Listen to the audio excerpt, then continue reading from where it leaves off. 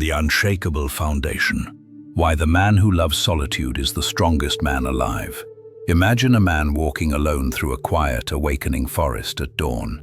The world is still deeply asleep, yet he feels most intensely alive in that profound silence.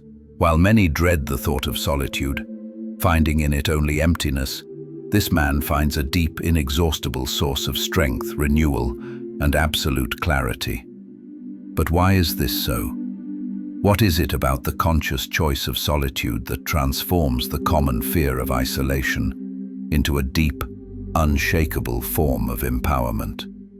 Today we will dive deep into the psychology of the man who not only tolerates solitude, but loves it, exploring how within this deliberate choice lies not weakness, not social awkwardness, but the most profound kind of inner strength available to the human spirit. Stay with me until the very end, because the last most powerful insight holds the potential to fundamentally change the way you perceive your own time alone, forever. The experience of solitude has fascinated philosophers, psychologists, and spiritual thinkers for millennia. For most, being alone represents a threatening emptiness, a space where unaddressed fears and anxieties quickly creep in. For the few who master it, however, solitude is the key to unlocking the deepest, most authentic parts of the self. Let us explore why certain men not only endure solitude but cherish it, and why this love often makes them wiser, more centered, and infinitely more resilient than those who cannot stand the absence of noise. The freedom from the tribe. Solitude as self-sovereignty. Think of Friedrich Nietzsche, the German philosopher who believed that solitude was absolutely essential for all great creation.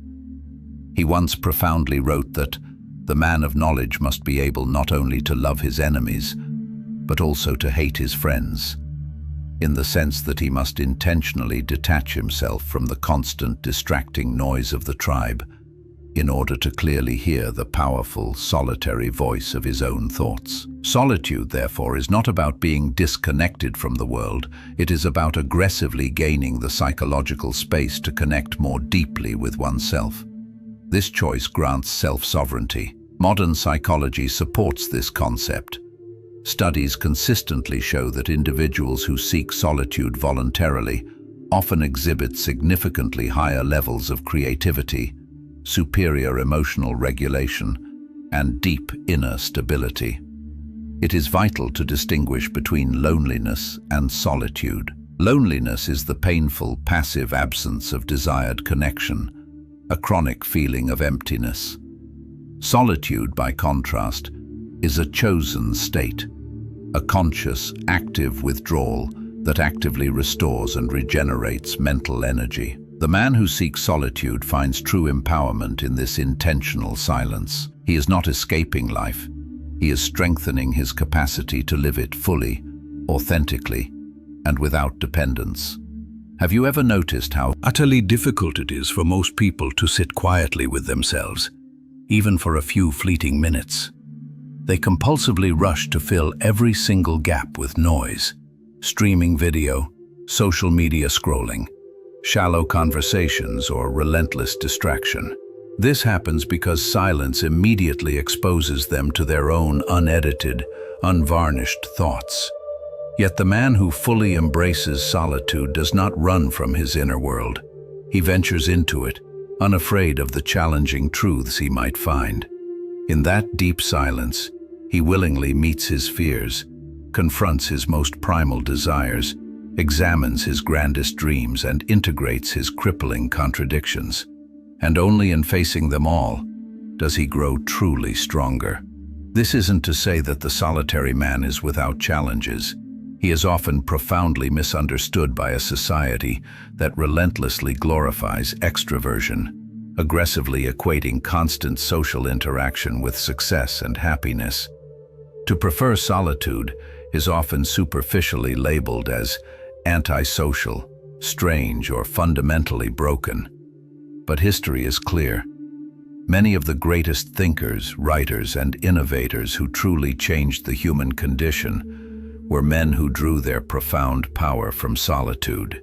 Think of Henry David Thoreau, who retreated to Walden Pond, not out of rejection of humanity, but to better understand the true, simple essence of living.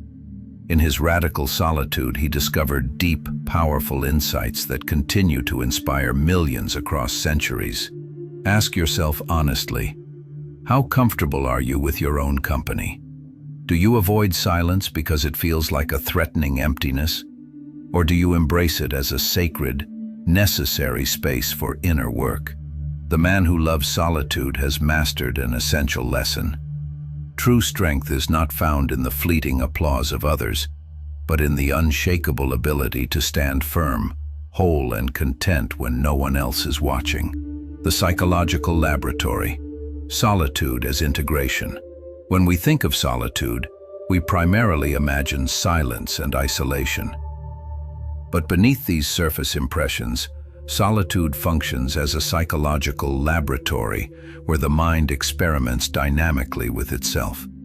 For the man who loves solitude, every quiet hour is transformed into an intense arena of self-discovery, where he engages in the most intimate conversation possible, the conversation with his own soul. As Carl Jung once observed, "Who looks outside dreams, who looks inside awakes." In solitude, the man who dares to look inward begins the profound process of awakening. This inner work is not always comfortable. At first, solitude can brutally bring up unresolved anxieties, old wounds, or long-suppressed emotions. But instead of frantically distracting himself or running back into the distracting noise of the world, the man who embraces solitude stays in that inner space. And through this intentional endurance, he transforms. He learns that by fiercely facing the shadows of his own mind, he unlocks hidden, vast reserves of strength and creativity. Modern neuroscience supports this ancient wisdom. Research shows that solitude activates the brain's default mode network, DMN, the neurological hub responsible for self-reflection, emotional processing, and meaning creation. When we are constantly surrounded by people and external stimulation, the mind remains trapped in a reactive, superficial state. But solitude grants the essential opportunity for integration, for connecting the dots of life's complex experiences into a coherent, usable picture. For the man who values this space, this rigorous process leads directly to profound clarity of thought and deep emotional balance. He becomes less reactive, more intentional, and exponentially more capable of navigating life's inevitable challenges with quiet, steady composure.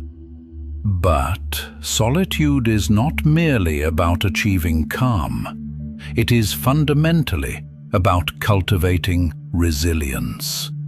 Imagine a man who depends constantly on external social validation, on the opinions, approval, and constant physical presence of others. The moment he is left truly alone, he feels hollow, anxious, or abandoned. His strength is fragile because it rests entirely on external foundations. Now, imagine the man who has fully embraced solitude. He has learned to sustain and validate himself without constant external input. He finds profound joy in his own presence, deep confidence in his own thoughts, and absolute peace in his own silence. Such a man cannot be easily broken because his entire foundation lies within. Let us pause for a moment to reflect. When was the last time you allowed yourself to be truly alone? Not with your phone, not with music, but with nothing except your own mind and silence. Did you feel restless? Did the silence feel heavy like a void? Or did you discover a spark of calm and self-awareness in that stillness? Philosophers like Søren Kierkegaard argued that solitude is an absolute necessity for authenticity. In his view, the individual must intentionally separate from the overwhelming crowd in order to clearly hear the quiet, commanding voice of his true calling. The crowd demands conformity, rewarding those who merely mirror its transient values and punishing those who dare to think differently. But the man who loves solitude is not enslaved by the crowd. In his sanctuary, he hears the quiet whisper of his authentic self, and this truth makes him stronger than the many who live only by constant imitation. This strength manifests in profound ways. In solitude, a man develops patience. He learns to wait without anxiety, for he is not afraid of time passing in silence. He develops discipline. Solitude demands that he fill his own hours with self-directed meaning, rather than waiting for external entertainment. Above all, he develops true courage. For solitude forces him to confront the inconvenient, challenging truths about himself that others might spend a lifetime avoiding. The spiritual sanctuary, solitude as fullness. Solitude transcends mere psychological exercise. It is also a deep emotional and spiritual practice. For the man who loves solitude, it becomes a sanctuary, a sacred space where he intentionally reconnects with the essence of life itself. In solitude, he discovers not only who he is, but also how he profoundly belongs to something vast and greater than himself. Think of the poet Rainer Maria Rilke, who wrote extensively about solitude. He believed that being alone was not a curse, but a gift, an essential condition for true love, profound art, and spiritual awakening. He encouraged us to embrace solitude as a kind of training, a necessary preparation for becoming fully human. The highest form of love, he said, is to be the protector of another's solitude. Here, solitude is not an absence. It is a fullness, a sacred space where love, creativity, and radical authenticity can take root. The man who loves solitude feels emotions more deeply, not less.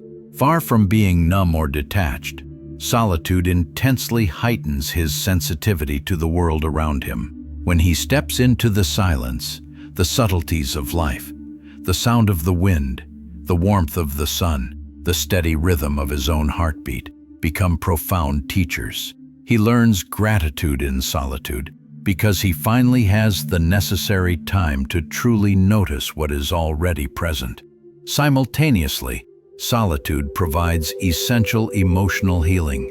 Psychological studies confirm that solitude actively reduces stress and lowers emotional reactivity by allowing the nervous system to reset and the mind to find its true, natural balance. For the man who carries unspoken burdens, pain, loss, or disappointment, solitude offers the processing space to fully experience and then release them. Through these powerful private rituals, his emotions are purified and his spirit is strengthened. We must never mistake solitude for loneliness. Loneliness is a painful wound, a lack, a desperate hunger for connection. Solitude is a feast, a chosen state where one is actively nourished by inner richness. The difference is solely one of perspective. Loneliness sees emptiness, while solitude sees a profound, inexhaustible fullness. The man who loves solitude does not feel abandoned. He feels embraced by the silence itself, because he has successfully discovered presence within himself. This spiritual dimension is echoed across all great traditions. Jesus withdrew into the desert before beginning his ministry. The Buddha sat in solitude beneath the Bodhi tree until enlightenment dawned. Prophet Muhammad received revelations in the quiet of a mountain cave. Solitude has always been the hidden crucible where the human soul encounters its deepest guiding truths. There is a final, beautiful paradox here. The man who loves solitude often develops deeper, more active compassion for others.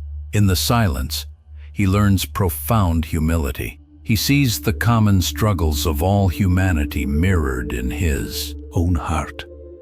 Si hatalem gunt dipon hab, ses empathie.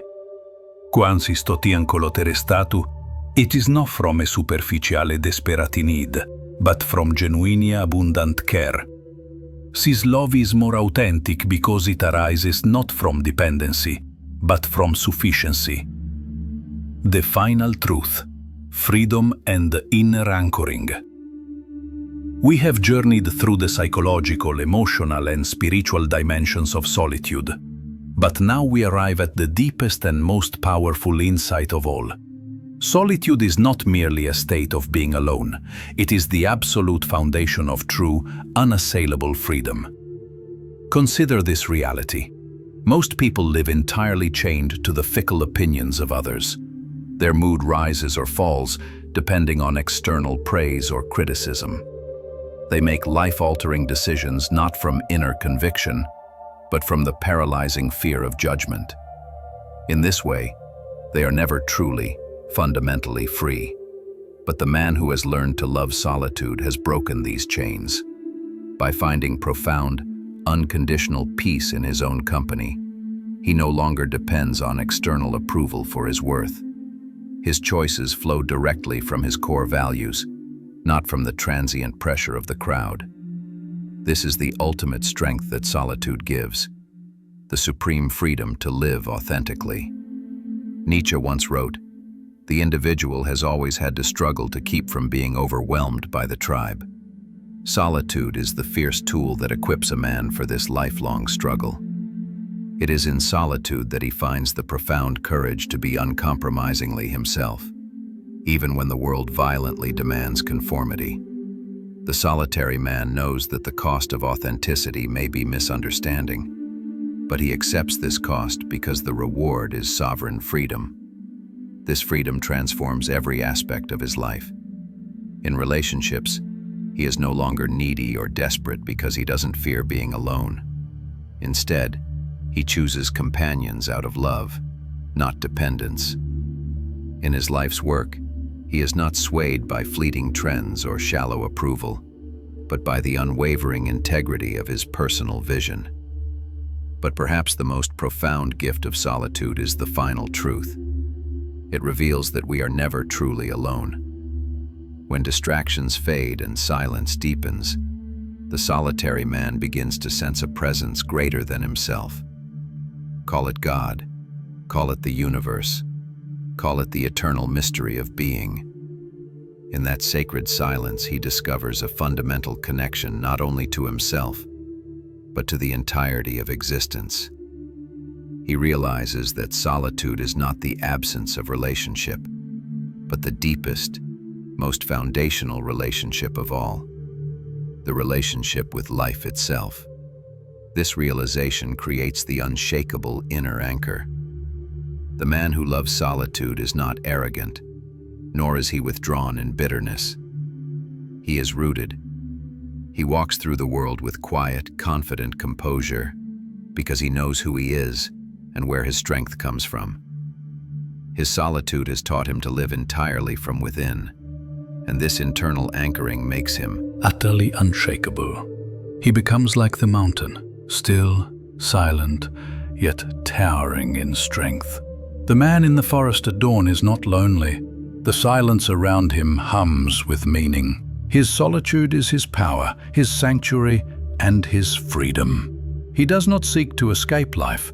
He seeks to meet it more fully, strengthened by the quiet wisdom he has found within. Here is the final truth. Solitude is not just for the rare man who loves it. It is for all of us. It is a practice, a discipline, a way of life that anyone can cultivate. Even a few moments of intentional solitude each day can fundamentally transform your life. It can sharpen your mind, heal your emotions, deepen your spirit, and, finally, free your soul. I ask you, will you dare to embrace solitude? Will you allow yourself the courage to sit in silence, to listen deeply, and to discover the strength that is already waiting within you? The choice is yours. Remember, solitude is not emptiness.